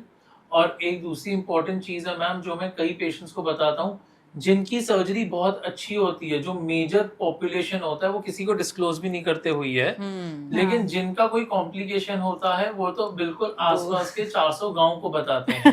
वो कहते हैं ना कि नेगेटिव चीज तो वैसे ही बहुत जल्दी फैलती है. और लेकिन वो ये नहीं बताते हम लोग जब गए थे तब हमारी क्या सिचुएशन थी. हमें एडवाइस होने के बाद डिले हो गया हमसे ही, या वो सारी जो पिक्चर है पूरी पोर्ट्रे नहीं होती. तो जब तक वो क्लैरिटी नहीं होगी मिथ जाएंगे ही नहीं मैम. जैसे मैं आपके बारे में आपको मैं बताऊं अभी, जैसे फिजियोथेरेपिस्ट ऐसे बहुत सारे क्रिकेटर्स हैं, एक्टर्स भी है, स्टंट करते करते. आई थिंक अभी शाहरुख खान अभी एक स्लिंग पहन के घूम रहे हैं, आपने देखा होगा उनके काफ़ी पिक्चर्स में. तो यू थिंक कि उनको भी फिजियोथेरेपी के through he is going through उनकी दैट? चल रही है मैम फिजियो, उन्होंने अच्छा। एक उसमें क्लियरली बोला भी है कि Yes. I am on my physiotherapy right, even I think lot of cricketers also, I think Hardik Pandya ने भी बोला था कि मेरी फिजियोथेरेपी चल रही है Right. काफी टाइम तक, उनकी जो सर्जरी हुई थी। एंड एक और जो हमारे कैप्टन रहे हैं, उनका भी शायद एक्सीडेंट हुआ था, if I am not wrong, right, तो वहाँ पे भी उन्होंने भी बोला था कि काफी टाइम तक उनकी फिजियोथेरेपी चली थी। और दैट वाज फिर 1 ईयर और some Yes, days as well, yes. उन्होंने क्लियरली मेंशन भी किया था जी, कि मुझे जी, इतना जी। टाइम लग गया था रिकवर होने में। यस, So- और मल्टीपल सर्जरीज हुई थी। मल्टीपल सर्जरीज भी हुई Right. थी, तो राइट। जब सर्जरीज के बाद, स्पाइन सर्जरीज के बाद मैम, और प्रॉपर रिहैब करने के बाद क्रिकेटर्स दोबारा जाके क्रिकेट खेल रहे हैं, तो जो लोग रूटीन लाइफ अपनी फॉलो करते हैं वो कैसे नहीं कर पाएंगे? तो यही आपका जो प्लेटफॉर्म है, उससे मिसकंसेप्शंस हमें क्लियर करने हैं जी, कि सर्जरी का मतलब पैरालिसिस नहीं है, and physiotherapy and rehabilitation are very important. जब ये दोनों चीजें हैंड इन हैंड चलेंगी तब हम बेस्ट रिजल्ट्स दे पाएंगे। It should be always combined नहीं है, सर्जन का भी नाम खराब होगा। और मैं अगर लगातार खींच रही हूँ, मैंने पेशेंट को नहीं ठीक से ट्रीट किया और मैं लगातार खींच रही हूँ, मान लो वो थोड़े टाइम बाद किसी और की सुन के कहीं और चला गया, किसी और डॉक्टर के पास, तो वो बाद में मेरा नाम खराब करेगा कि उसने तो मुझे बताया ही नहीं। Correct. It should be always clear very first day कि मैं इतना ट्रीटमेंट करूंगा और आपको इतने टाइम पे मेडिकेशन डॉक्टर से लेनी है, या फिर सर्जरी अगर ज़रूरत है तो सर्जरी के लिए जाना है। ठीक है। तो मैं अब आपसे पूछूंगी, doctor Vanshika and doctor Jitesh, आपसे भी, कि आप फुल डे लोगों की थेरेपीज करते हो, आप सर्जरीज करते हो, you are standing on your feet all day, तो आप खुद के लिए क्या प्रिवेंटिव मेजर्स यूज़ करते हो? बिकॉज यू नो आपकी भी स्पाइन बहुत ज़्यादा यूज़ होती होगी, and you also need to take care of your spine being a doctor, and you also doing so many therapies. तो आप कैसे अपने आप को ठीक रखते हो? आप क्या करते हो जो आप बोलोगे कि ये इतना करना ज़रूरी है? मुझे देख के नहीं लगता, but I basically use treadmill daily. Okay. I walk 4 kilometers daily on the treadmill in 40 minutes, and after that I leave my house. Okay, तो 7 दिन है हफ्ते के, उसमें से कोशिश ये होती है कि 6 दिन तो minimum I am using the treadmill, so उससे I intend to keep my back healthy. That again is a general conditioning exercise. और जिस टाइम पे स्प्रेन आता है, कुछ मेडिसिन लेके, जरूरत हो तो थेरेपी करके I am touch wood fit. Sir को थोड़ी सी फिजिकल एडवाइस दूंगी मैं। स्ट्रेंथ ट्रेनिंग स्टार्ट करनी पड़ेगी, this is a time. Strength training बहुत ज़रूरी है। मेरा डेली का मॉर्निंग रूटीन ही यही होता है, हाफ एन आवर वॉक, उसके बाद I will go to gym. मैं हाफ एन आवर से ज़्यादा नहीं देती हूँ कभी भी जिम में, क्योंकि मैं ज़बरदस्ती नहीं है कि मेरे को इतना किलो उठाना है। I am regularly fit for a fitness, कि मेरे को फिटनेस पे ध्यान देना है। तो स्ट्रेंथ ट्रेनिंग वीक में 2 से 3 दिन तो रहती ही रहती है, और उसके अलावा 2 दिन स्ट्रेचेबिलिटी, योगा। सो कभी पेन वो आता है? आ जाता है मैम, कई बार आ जाता है। इट्स ह्यूमन बॉडी, आई गाड़ी कितनी भी अच्छी रखो, मैकेनिक के पास जाएगी जाना कभी ही ना पड़ता है। कभी, चाहे वो मर्सिडीज एग्जैक्टली हमें, मुझे भी कई बार अपने कलीग से बोलना पड़ता है, यार आई हैव अ बैक पेन, एक बार थोड़ा सा देखना। असेसमेंट होता है, ट्रीटमेंट होता है, but the thing is we are aware, तो हम उसको Right फॉलो away, करते हैं हाँ, प्रॉपर्ली। right away उस पे अगर action मेरे लेना है। थेरेपिस्ट ने मुझे बोला है कि आपको इतने दिन तक प्रॉपर्ली फॉलो करना है, रेस्ट करना है, या फिर आपको ये एक्टिविटी नहीं करनी है, तो हम उसे प्रॉपर्ली फॉलो करते हैं मोस्टली। कई बार मेरे क्लिनिक में अपने जो स्टाफ है, पर्टिकुलर स्टाफ, एक बार एक पेशेंट को ट्रीट कर रही थी, नया नया ज्वाइन किया था, तो हमारा बीइंग अ फिजियो में रहती है, पहले हमेशा अपनी कंफर्टेबल पोजीशन लेनी होती है, लाइक वॉक स्टैंडिंग पोजीशन, या जो भी आपकी कंफर्टेबल पोजीशन है। नया नया स्टाफ था, नहीं उनको नॉलेज थी, 2-3 दिन ट्रीटमेंट किया, इतना severe back pain, she was like ma'am मैं ना छुट्टी पे हूँ, मुझे बैक पेन है। फिजियोथेरेपिस्ट होके फिजियोथेरेपी क्लिनिक पे आप हो, आप छुट्टी ले रहे हो मुझसे, मैं अभी आओ क्लिनिक पे। असेसमेंट किया, ट्रीटमेंट किया, प्रॉपर्ली गाइड किया, उनकी मसल्स को अगेन रीट्रेन किया, और उसको तमीज से सिखाया कि अब आपको इस तरीके से अपनी पोजीशन को पहले ध्यान देना है। तो ये ज़रूरी है, एक बार नॉलेज होना अब सभी फिजियोज के लिए आइए। और मैं सर आपको क्लियरली बता रही हूँ, अगर मार्केट में 100 फिजियो है ना, तो 90 को बैक पेन है। घर में जाते हैं, होम विजिट करते हैं, बेड की हाइट कम होती है, खुद का ध्यान नहीं रखते हैं। करना है पेशेंट को अच्छा देना है, कुछ मतलब बेंड हो जाओ, लेट जाओ, कुछ भी कर लो कि उन्हें अच्छा देना है, लेकिन अपनी पोजीशन देखना इज इम्पोर्टेंट। तो आपके केस में ऑक्यूपेशनल हैजर्ड बन गया है। लेकिन अगेन अगर ध्यान रखा जाए, अगर अपनी फिटनेस बहुत अच्छी है, आप इजीली बेयर कर जाओगे। आपकी अगर कोर स्ट्रेंथिंग अच्छी है, मैं पेशेंट को नीचे से भी इजीली उठा लेती हूँ, कोर स्ट्रेंथ अच्छी होनी चाहिए। देयर इज नथिंग अबाउट कि कितनी ताकत है। मैं सर को बता रही थी कि एक पेशेंट को, एक मेल पेशेंट को मैं देखने गई थी, ही वाज लाइक लड़की है क्या करा लेगी, and that was a totally paralysed patient. जब मैंने उन्हें एक बार में ऐसे करके उठाया, ही वाज शॉक्ड, कैसे उठा लिया ma'am. That is just a technique based technique, और साथ साथ थोड़ा सा अपनी फिटनेस ये तो Fitness is रखना ही important. पड़ता है. Yes, this is important. अभी इसी के ऊपर Tina, I will like to give you an example. आपको ट्राई करके देखो, very slowly blow out air from your mouth. करके Okay. देखो अभी स्लोली, ये देखो Okay, this. करिए. Can you feel a contraction in your abdominal muscle? Yeah. Those are your cores. Okay. Those are your oblique muscles which the physiotherapist strengthen. Okay. ये जो muscles की training है ये जिम में नहीं होती.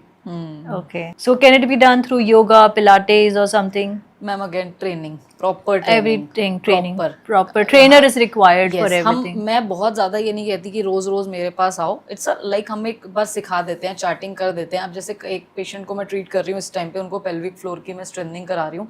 पोस्टमार्टम उनका 10-15 ईयर्स पहले हुआ था, बट मैं अब उनको ट्रेनिंग करा रही हूँ बिकॉज अब उन्हें अवेयरनेस हुई है, तो शी स्टार्टेड. तो अब मैं उन्हें रोज रोज बुलाऊंगी तो मैं बेवकूफ़ हूँ.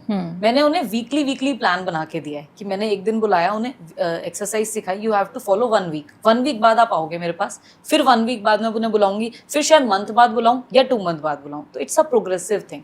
अगर प्रॉपरली फॉलो होती है तो बिल्कुल ठीक हो जाता है. ओके, अब हम थोड़े सिंपल फन क्वेश्चंस करेंगे. येस और नो में आप लोग आंसर दे सकते हो, ठीक है? For both of you, every back pain जो होती है उसके लिए एमआरआई ज़रूरी है कि नहीं है? No. नो. हर बैक पेन डिस्क प्रॉब्लम होता है और it's completely not true? No. Physiotherapy का रिजल्ट जो होता है हमेशा स्लो आता है कि फास्ट रिजल्ट्स भी हमें दिख सकते हैं? No. नॉट fast ही एट होते ऑल हैं, फास्ट. yes. बहुत फास्ट आते हैं results. If you go to the trained physiotherapist. Okay.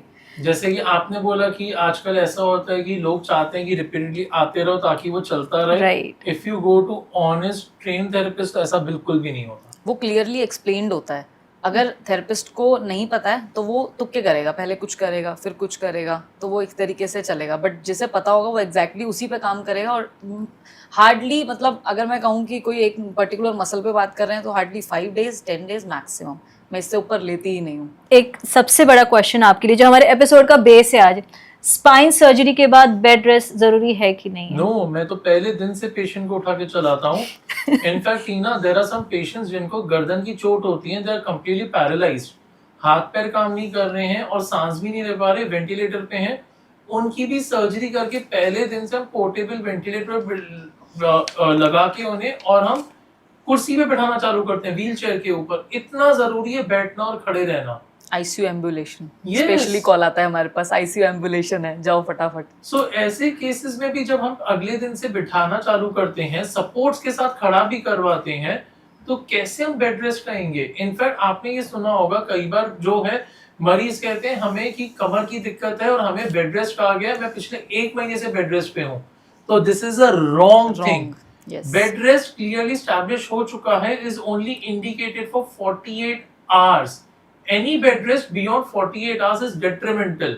कॉक्रेन review ने स्टैब्लिश किया है कि अगर इससे ज्यादा आप बेड रेस्ट करेंगे तो आपकी मसल्स बहुत तेजी से डीजनरेट हो जाएंगी, और फिर जो थेरेपिस्ट है उसकी भी जो ट्रेनिंग है, सेशंस, वो ऑटोमेटिकली बढ़ जाएंगे, क्योंकि इतना ज्यादा वो मसल्स डीजनरेट कर चुके हैं. इसके लिए थेरेपिस्ट भी एग्री करेंगे that they want the patient to be up and around, ताकि मसल्स कोलैबोरेटिवली स्ट्रांग हो सकें. बॉडी में मसल जितनी बड़ी होती है ना, वो उतना जल्दी डीजनरेट करती हैं, वेस्टिंग में जाती हैं. और बैक की मसल्स तो बहुत लंबी लंबी होती हैं, पूरा ऊपर से लेकर लंबी लंबी मसल्स हैं, इतनी जल्दी वेस्टिंग में जाती हैं. आप 2 दिन बेड पे लेट के देखो, उठा नहीं जाएगा. हाँ. फिर लगेगा टर्न लेके ही उठना पड़ेगा. नेक्स्ट क्वेश्चन, जिम जाना स्पाइन के लिए हार्मफुल है? No. No. So if ever you train yourself properly, then posture should be there. Posture का हमेशा ध्यान रखना है. आप कोई भी ट्रेनिंग कर रहे हो, कोई भी वेट लिफ्टिंग कर रहे हो, अगर पोस्चर गलत आ रहा है तो इंजरी आएगी ही आएगी. warm up, warm down, stretches are very important. Physiotherapy जो है सिर्फ माइल्ड केसेस के लिए यूजफुल होती है? नहीं ma'am. No. Spinal cord injury patients जिनको की पैरालिसिस होता है, they undergo aggressive physiotherapy and rehabilitation ताकि वो रिकवर कर सकें. इनफैक्ट मेरे कई ऐसे पेशेंट्स हैं जिनको चोट लगने के बाद बॉडी में सो सेंसेशन था, थेरेपी मैडम के पास 8 महीने 9 महीने 10 महीने हो गए, तो औरतें आज चल रही हैं.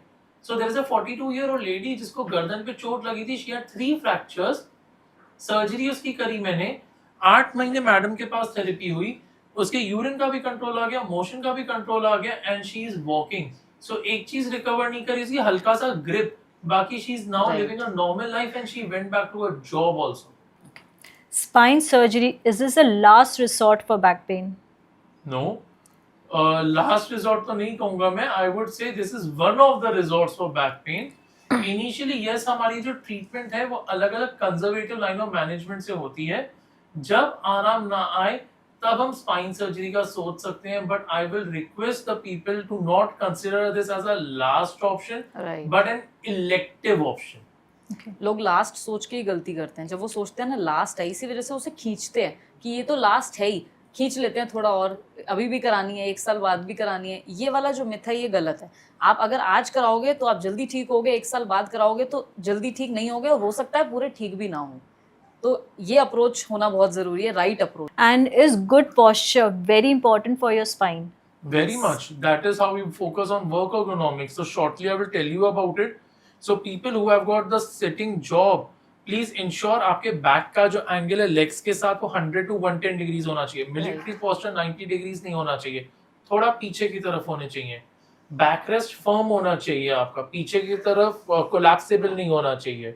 जब आप बैठते हैं your बटक should be properly touching the back rest. आगे की तरफ स्लाउच करना, पीछे की तरफ करना सही नहीं है. Your chair should have proper arm rest, ताकि आर्म्स उस पर रेस्टेड रहें. We prefer working on desktops rather than laptops. लेकिन आप जो भी यूज कर रहे हैं, that height should be at the level of your eyes so that you don't bend down continuously. अगर लैपटॉप यूज कर रहे हो तो डिटैचेबल कीबोर्ड यूज कर लो ताकि हाथ दूर रहे. Every 30 minutes उठो, थोड़ा सा स्ट्रेच कर लो, दोबारा बैठ लो. So once you do this, this is the science behind proper sitting. Once you do this, you won't have back related issues. Okay, the last question जो मैं अभी आपसे पूछूंगी, जो इंडियन रोड्स जो होते हैं, जो आईटी वाले जो जॉब में होते हैं, full day sitting job, 10-12 hours is sitting. आजकल जो बच्चे भी होते हैं फुल डे लैपटॉप पर they are sitting. So bad posture, will it spoil the generation going ahead?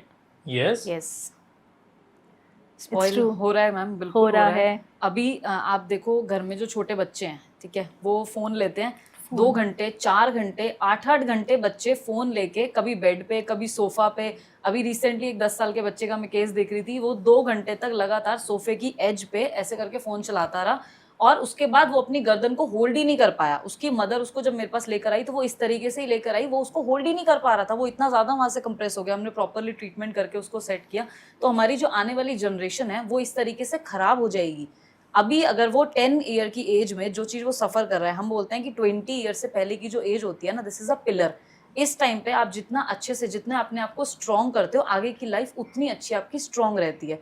अगर 20 से पहले ही ये चीज़ें होंगी, आप 8-8 घंटे, बच्चे बाहर खेल नहीं रहे, फ़ोन चला रहे हैं लगातार, उनकी जो स्पाइन है वो ख़राब हो रही है, वीक होती जा रही है. जैसे जैसे वीक हो रही है, आगे फ्यूचर ख़राब है फिर. सो मैं अभी आपसे एक क्वेश्चन पूछूंगी, जो ये है कि जैसे वर्किंग वुमेन होती है, ठीक है, already they have had a baby, तो ऑलरेडी कॉम्प्रोमाइज़ है स्पाइन थोड़ी उनकी, ठीक है, फिर फुल डे बच्चों के साथ उठना बैठना, लेकिन they don't check their posture, कैसे उठ रहे कैसे बैठ रहे, बस सामान उठा रहे, कर रहे, किचन में काम कर रहे हैं, ऑफिस भी जा रहे हैं, कमिंग बैक टायर्ड, बैक को आराम नहीं full day. So what would you advise for working women कि उनको क्या करना चाहिए जिससे एक as a spine doctor also and as a physiotherapist also, आप उनके लिए आप क्या एडवाइस करोगे? कि because they are like the maximum people जो full day you know this they going through so many different roles in their life, ठीक है, सुबह से उठ के खाना भी बनाना है, बच्चों को भी देखना है, घर भी देखना है, ऑफिस भी जाना है, फिर आके दोबारा घर देखना है. सो उनके लिए what is a common advice हम दे सकते हैं कि आप इतना करो at least to have a longevity आपकी स्पाइन की या लाइक यू नो बॉडी की? स्टार्ट करेंगे सुबह से, ठीक है, बहुत हेक्टिक मैं लेके चलती हूँ सारी चीज़ें. इंटरनल और एक्सटर्नल दोनों चीज़ों को मैनेज करके चलना इज़ वेरी इंपॉर्टेंट. आप खाली ऊपर से अपनी दिखने में ध्यान दे रहे हो कि आप अच्छा दिख रहे हो, अच्छा पहन रहे हो, उससे भी ज़्यादा इंपॉर्टेंट है आप इंटरनली कितना हेल्दी हो. दोनों चीज़ों को मैनेज करके अगर आप मॉर्निंग में उठते ही अपना पेट का ध्यान रख रहे हो, मोस्टली फीमेल जो सफ़र कर रही हैं वो अपनी गट हेल्थ की वजह से सफ़र कर रही हैं. गट हेल्थ खराब होने की वजह से उनकी बोन्स, मसल्स, यहाँ तक कि उनके जो जॉइंट्स हैं वो भी वीक हो जाते हैं एक टाइम के बाद. तो सबसे इंपॉर्टेंट है, अगर आप अपनी गट हेल्थ पे काम कर रहे हो तो आप अपने आप को एक तरीके से मैं मान सकती हूँ कि चलो 50% आपने खुद के लिए काम कर लिया। उसके बाद daily mobility, the second thing, अगर आपकी muscle daily stretch relax position में हो रही है, मतलब आप एक्सरसाइज कर रहे हो, डेली वॉकिंग, ब्रिस्क वॉक कर रहे हो, आधा घंटा तो आप अपने लिए निकाल ही सकते हो एटलीस्ट। अगर आपने वो आधा घंटा भी अपने लिए निकाल लिया तो शायद ये पूरे दिन का जो हेक्टिक हसल है ना, ये इतना हार्ड नहीं लगेगा, it will be easy going, right. आप हर चीज में अपने लिए कुछ एक्सरसाइज ढूंढ सकते हो। फॉर एग्जाम्पल, आपका बच्चा छोटा है, आप उसके साथ कुछ आउटडोर एक्टिविटी आपने प्ले कर ली, it's again exercise, rather than आप उसके साथ बैठ के टीवी देख रहे हो। तो इस तरीके से एक वुमेन मैनेज कर सकती है इफ वो चाहे तो। मेरी तरफ से I always just tell my patients, brisk walking is the most important thing, या स्विमिंग। अगर ये चीज कर रहे हैं तो बैक के मसल स्ट्रॉन्ग बनेंगे, जिससे कोई भी कंडीशन डिटोरिएट होने का चांस कम होगा, एंड जो पूरे दिन भर भागा दौड़ी करनी है दे कैन सस्टेन दैट। उसके साथ if ever you have the risk factors, जैसे आपका मेनोपॉज हो रहा है, थायराइड है, डायबिटीज है, you are incurring heavy bleeding during the menopause, या किसी वजह से सर्जिकल मेनोपॉज हुआ है जैसे कि hysterectomy, get yourself evaluated for osteoporosis. 80% Indian women suffer from osteoporosis after menopause, काफी औरतें इवन उसके पहले। तो ये सारे रिस्क फैक्टर्स समझ के उसका इवैल्यूएशन करके इलाज करना जरूरी है, ताकि बोन्स उनकी स्ट्रांग रहे। वरना जिस तरीके से मैंने आपको एग्जांपल दिए, खांसने में फ्रैक्चर, छींकने में फ्रैक्चर, रजाई खींचने में फ्रैक्चर, इसका कोई एंड ही नहीं है। ठीक है। सो लास्ट एक मुझे एग्जांपल दीजिए थोड़ा, एक जो आईटी वाले हैं उनके लिए आप क्या सजेस्ट करोगे, फ्यू पॉस्चर्स या फ्यू रेमेडीज और फ्यू प्रिवेंटिव मेथड्स जो वो लोग फॉलो कर सकते हैं अपनी डेली रूटीन में, जैसे अभी वुमेन के लिए किया, एक हाउस वाइफ के लिए, एक वर्किंग वुमेन के लिए किया, वैसे जो आईटी प्रोफेशंस वाले उनके लिए आप क्या सजेस्ट करेंगे कि प्रिवेंटिव मेजर्स उनको क्या लेने चाहिए डे टू डे रूटीन में? आईटी वालों का काम है बैठना है उन्होंने 8 घंटे, तो सबसे पहले कभी कभी ज्यादा हो जाता है, छोटे छोटे ब्रेक्स, मीनवाइल लाइक 30 मिनट्स में आपको जस्ट उठ के एक पोस्चर को, आप जो 8 घंटे बैठे हो आप ऐसे बैठे हो, आपकी बॉडी की टेंडेंसी होती है कि वो फ्लेक्स पोजीशन में रहना पसंद करती है, लेकिन हमें उसे सीधा रखना पड़ता है जबरदस्ती, क्योंकि उससे वो हेल्दी रहेगी। तो सबसे पहले आपको ये ध्यान रखना है कि हर 30 मिनट्स पे आप एक छोटा सा पॉज, एक जेंटल स्ट्रेच वो लेना है। सेकंड, आपको हाइड्रेट रहना है, अपनी टेबल पे हमेशा एक पानी की बोतल होनी चाहिए। अगर आपकी बॉडी हाइड्रेट रहेगी तो इंजरी के चांसेस कम होते हैं। थर्ड, जैसे सर ने बताया, brisk walking is very important. आप ब्रिस्क वॉक कर रहे हो, स्ट्रेंथ ट्रेनिंग कर रहे हो, आपको उतनी दिक्कत नहीं होगी जो बाकी लोग फेस। सो एक और चीज़ मैं आप दोनों से ही पूछना चाहूँगी कि जैसे हम बोलते हैं कि कोलैबोरेशन में हमें काम करना चाहिए, सर्जन्स को फिजियोथेरेपिस्ट के साथ और वाइस वर्सा, तो कभी कभी ऐसे होता है कि कुछ प्रॉब्लम्स भी आ जाती है जब ये कोलैबोरेशन होता है, तो वो आप कुछ बताएंगे कि when you send your patients to physiotherapist, तो आप क्या उसमें प्रॉब्लम्स आपको आती है कि यू फील कि सही नहीं जा रहा है इसमें कुछ? इस मामले में बोलूँगा टचवुड हमारे कोलैबोरेशन में प्रॉब्लम नहीं आती, बिकॉज हमें अपने प्रोटोकॉल्स के बारे में बहुत क्लियरली पता है। बट जो ये कोलैबोरेशन के पहले मैंने एक्सपीरियंस किया था, तो उस पर I will put some light. So patient की सर्जरी हुई है, फिजियोथेरेपिस्ट कोई ऐसी एक्सरसाइज करा रहा है जिसमें फ्यूजन हमारा हुआ है, फ्यूजन सर्जरी हुई है, तो थेरेपिस्ट जब कोई ऐसी एक्सरसाइज कराता है तो एसआई जॉइंट जिसके बारे में बात की थी वो स्ट्रेन में चला जाता है, then the patient comes with that pain. So इसके लिए वो ट्रेन थेरेपिस्ट होना जरूरी है, जिसको पता है कि फ्यूजन हुआ है, मोबिलिटी कुछ टाइम पे रेस्ट्रिक्ट करनी है, ताकि यहाँ पे एसआई जॉइंट पे स्ट्रेन ना आए। And with Dr. Saab, so I have never incurred this type of a trouble because she understands what surgery I have done, because मेरे papers देखे अब मैडम और मेरे collaboration में it is so easy for her to understand. But जैसे आप लिखते होंगे कि ये चीज़ें आपके प्रिस्क्रिप्शन में आप लिख के देते होंगे कि फॉर द पेशेंट्स की फिजियोथेरेपिस्ट से आपको ये सारी चीज़ें करवानी है, बट फिजियोथेरेपिस्ट जो होते हैं कोई उनको लगता है कि I will follow my procedure, I will do my way because I know my patient better. ये वाला मैं बताती हूँ। एक्चुअली सर कभी नहीं लिखते हैं, बिकॉज सर और मेरे बीच में क्लियरली रहता है कि सर को पता है कि मैं क्या कराऊंगी, और मुझे भी पता है कि सर का क्या माइंडसेट है, सर को क्या रिजल्ट चाहिए। बट कई बार सर भी एग्री करेंगे, हम जो बेसिकली फेस करते हैं वो ये फेस करते हैं कि जो सर्जन या डॉक्टर हैं वो पर्टिकुलर लिख के देते हैं, IFT, टेंस, SWD या पर्टिकुलर एक्सरसाइज लिख के देते हैं। तो यहाँ पे ना सबसे ज़्यादा दिक्कत आती है, मैं सर से भी मतलब ये मैं क्वेश्चन पूछूंगी कि सर आई डोंट थिंक कि आपके सिलेबस में कहीं भी मोडालिटीज से रिलेटेड पढ़ाई होगी कहीं ऐसे। एक क्वेश्चन आता है उसके बारे में, बहुत ज़्यादा डिटेल स्टडी नहीं है, और एज अ डॉक्टर ये जो चीज़ हम लिखते हैं, कई डॉक्टर्स आई अग्री ये सारी चीज़ें लिखते हैं, बट मैडम वो डिटेल में ये चीज़ को समझना कि कौन सी चीज़ के लिए कौन सी थेरेपी है, they are the doctors for that. Right. So that trust and that benefit of doubt and that type of treatment, benefit of doubt नहीं, sorry ये change करना, that trust, that reliability and that decision making should be left on the treating therapist कि कौन सी type की machine use करनी है और कौन सी टाइप की एक्सरसाइज करनी है। Hence having that collaboration is important. वही, क्योंकि पेशेंट्स को तो होता होगा कि ये लिख के दिया और आप तो करवा रहे नहीं हो, सो इसमें भी कॉन्फ्लिक्ट आ जाता होगा कभी कि डॉक्टर्स के पास जा रहे, आपने तो लिख के दिया और हमारे तो ये ट्रीटमेंट ऐसी हो रही नहीं है। ये वाला इशू कई बार आ जाता है, सर के साथ नहीं आता है, लेकिन एक नॉर्मल फिजियो इस चीज को के फेस पास करते आता हैं। होगा जी। तो ठीक है, मैं इसमें यही रिक्वेस्ट कर सकते हैं हम लोग कि जो भी है, अगर आपको नहीं पता है सामने फिजियोथेरेपिस्ट के बारे में, तो बेटर रहेगा कि फिजियोथेरेपिस्ट से एक ऑन कॉल डिस्कशन कि क्या वो प्लान कर रहे हैं या क्या प्लान करने वाले हैं, तो इससे ये बेटर क्लियर हो जाएगा कि जो थेरेपिस्ट है वो पढ़ा लिखा है और बेटरली उसने प्रॉपर प्लान एक्शन डिसाइड किया हुआ है कि कैसे आगे करना क्या है। बिकॉज वैसे भी IFP और टेंस तो कभी एक साथ लगता ही नहीं है, both are two different modalities और अलग अलग कंडीशंस में हम यूज करते हैं, और SWD की तो बात ही नहीं है, वो तो बैन हो चुकी है ऑलरेडी, तो स्टिल वो चीज आती है। तो sir So see, I will like to tell, SWD ban हो गई, बट अभी तक काफी प्रिस्क्रिप्शंस आते हैं जिसमें SWD लिखा हुआ है, कंटिन्यूसली आते हैं। So thank you everyone for joining today. Thank you Dr. Vanshika, thank you Dr. Jitesh.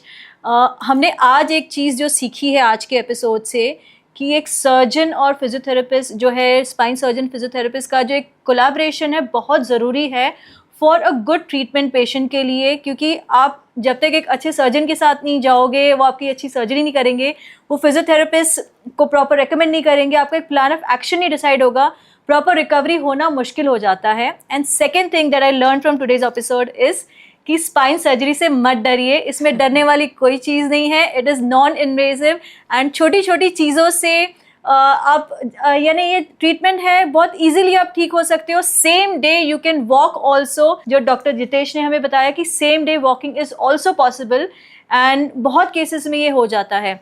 So it was a very insightful episode, बहुत अच्छा नॉलेज आपने शेयर किया, and I would recommend everyone to follow doctor Jitesh and doctor Vanshika on Instagram. Please आपका Instagram ID बताइए। Mission spine India, touch of cure. सो आप इन्हें follow कीजिए, and हमारे एपिसोड के एंड में भी हम इनकी डिटेल्स सारी शेयर करेंगे। So thank you everyone for joining today, and we will be coming back soon with yet another episode, and do join us. Thank you, take care, bye.